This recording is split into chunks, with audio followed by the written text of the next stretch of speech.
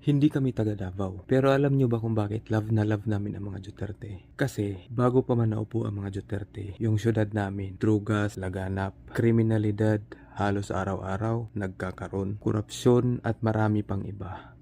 Yung lugar namin sa isang taon halos 2 beses binabaha. Pero bihira lang kami makatanggap ng mga donasyon galing sa city government. Pero nung maupo na si Duterte, ang laking saya namin dahil yung lugar namin hindi na binabaha.